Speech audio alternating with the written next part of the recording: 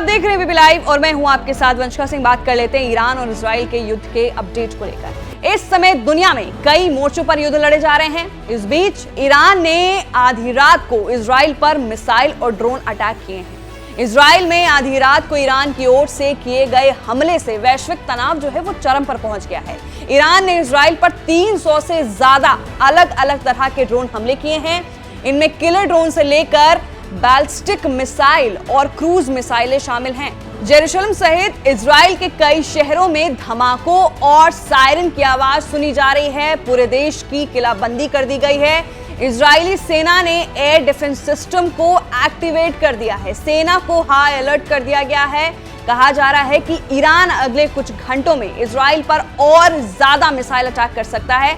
Israel पर अंधाधुंध हमले कर रहे हैं। ईरान ने दो टूक कहा है कि ये इजराइल के लगातार किए जा रहे उसके अपराधों की सजा है। ईरान की सेना ने बयान भी जारी किया है कि इस हमले को ऑपरेशन ट्रू प्रॉमिस का नाम दिया है।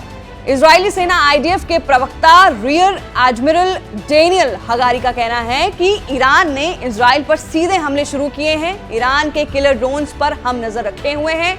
ईरान के हमलों में दक्षिणी इजराइल के सैन्य बेस को हल्का नुकसान पहुंचाया है। इजराइल ने एरो एरियल डिफेंस सिस्टम के जरिए इन अधिकतर मिसाइलों को मार गिराया है। अल अक्सा के गोल्डन डोम के ऊपर आसमान में कई मिसाइलों को मार गिराया है। इस हमले के बीच इजरायली पीएम नेतन्याहू और अमेरिकी राष्ट्रपति जो बाइडेन ने फोन पर बातचीत भी की है। दोनों नेताओं के बीच मौजूदा स्थिति पर चर्चा हुई है। इस दौरान बाइडेन ने यह भी कहा है कि ईरान के खतरों के खिलाफ हम इजराइल की सुरक्षा के लिए प्रतिबद्ध हैं और हम उसके लिए मजबूती के साथ खड़े हैं। संयुक्त राष्ट्र ने भी आज आपात बैठक भी बुलाई है।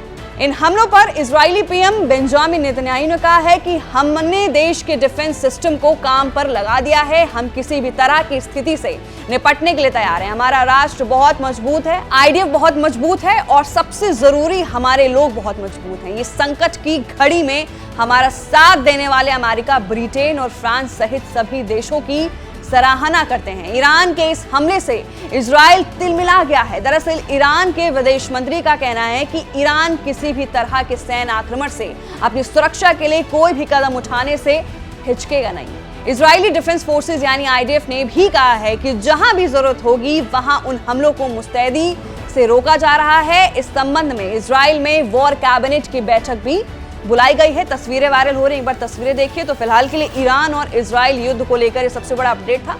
इस केस में और भी आगे अपडेट्स हम आपको बताएंगे। नीचे दिए गए कमेंट सेक्शन में अपनी राय जरूर रखें। आप क्या इस वॉर को लेकर सोचते हैं, क्या कहना चाहते हैं, जरूर व्यक्त करें।